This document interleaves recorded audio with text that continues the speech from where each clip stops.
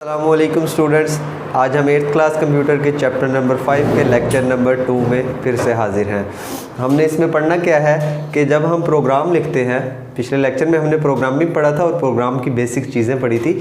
अब हम इसमें पढ़ेंगे कि एक प्रोग्राम लिखते हुए हमें कितने किस्म के एरर्स का सामना करना पड़ सकता है। ठीक है, कितनी किस्म की गलतियां हमसे हो सकती हैं वो हम पढ़ेंगे। तो बेसिकली हमारे पास दो तरह के एरर्स आ सकते हैं, एक सिंटैक्स एरर और एक लॉजिकल एरर। अब सिंटैक्स एरर क्या होता है उसे देखते हैं। It occurs due to programmers on logical mistake. ये या तो टाइपिंग मिस्टेक की वजह से हो सकता है या फिर दिमाग की गैर हाज़िरी की वजह से हो सकता है कि आप लिखना कुछ और चाह रहे हैं लेकिन गलती से आपने कुछ और लिख दिया, तो ऐसे एरर को हम लॉजिकल एरर कहते हैं। इसकी मिसाल ले लेते हैं, sum is equal to x minus y. Sum का मतलब होता है जमा करना दो चीज़ों को या दो वेरिएबल्स को, दो वैल्यूज़ को। लेकिन यहाँ पे तो सम की मैंने कमांड दे दी, लेकिन यहाँ पे मैंने इसे सम नहीं किया, जमा नहीं किया, इसे मैंने माइनस कर दिया, तो इसका मतलब कि ये सम नहीं हुआ। तो ये लॉजिकल मिस्टेक हो सकती है। इसको सही अंदाज में हम लिख सकते हैं, sum is equal to x plus y. Sum का मतलब है जमा करना दो वैल्यूज़ को, तो हमने इन दोनों को यहाँ पे जमा किया। ठीक है, इसी तरह दूसरा जो एरर हमारे पास अकर हो सकता है वो होता है लॉजिकल एरर। तो लॉजिकल एरर क्या होता है? It occurs when instructions written in programs do not follow the rules of programming language. इससे मुराद ये है कि ये इस तरह का एरर तब अकर होता है कि जब आपने प्रोग्राम के अंदर जो हदायत दी है वो प्रोग्रामिंग लैंग्वेज के मुताबिक नहीं है, उस लैंग्वेज के अदब को फॉलो नहीं कर रही, तो तब इस तरह का एरर अकर हो सकता है। इसकी एग्जांपल देखते हैं, मज़ीद समझ आ जाएगा आपको।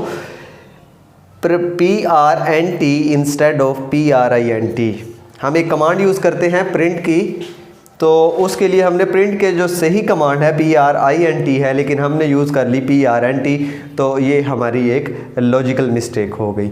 और इसी तरह 5 is equal to x instead of x is equal to 5। किसी भी वेरिएबल को वैल्यू साइन करने का सही तरीकाकार होता है कि पहले वैल्यू का नाम, उसके बाद असाइनमेंट ऑपरेटर, उसके बाद जो वैल्यू हम उसे देना चाह रहे हैं। लेकिन यहाँ पे उसने पहले वैल्यू दे दी और फिर असाइनमेंट ऑपरेटर और फिर वेरिएबल, तो ये तरीकाकार हमारा गलत है, ये तरीकाकार हमारा बिल्कुल ठीक है। तो ये दो तरह के हमारे एरर थे। ठीक है, आगे बढ़ते हैं स्टूडेंट्स। आगे हमारे पास आ जाते हैं जी अर्थमेटिक एक्सप्रेशंस। तो अर्थमेटिक ऑपरेशंस क्या हैं? Which consist of operators and operands, जिसके अंदर ऑपरेटर और ऑपरेंड्स का कम्बिनेशन होता है। अब ऑपरेटर्स और ऑपरेंड्स क्या होते हैं ये आपको एक मिसाल से समझ आ जाएगा। जैसे कि यहाँ पे एक अर्थमेटिक एक्सप्रेशन आपको दिया गया 2 + 3। ठीक है, इसमें दो आपके पास ऑपरेंड्स हैं जिन्हें हम 2 और 3 कह रहे हैं, जिन्होंने ऑपरेट होना है, जिनको ऑपरेट किया जाएगा वो आपके ऑपरेंड्स हैं, और जो आपका ऑपरेटर उन्हें ऑपरेट कर रहा है उसे हम ऑपरेटर कहेंगे। जो साइन उनके दरमियान में लगा दिया गया, जो उनको ऑपरेट करेगा, 2 + 3 = 5 रिजल्ट निकालेगा, तो वो आपका क्या कहलाता है?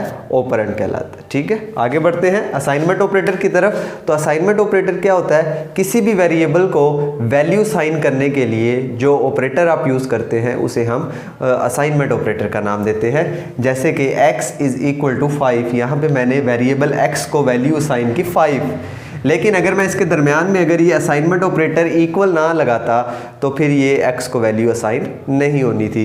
तो जो आपका ऑपरेटर वेरिएबल को वैल्यू असाइन करता है तो उसे हम असाइनमेंट ऑपरेटर कहते हैं। ये था हमारा 8th क्लास चैप्टर नंबर 5 का लेक्चर नंबर 2।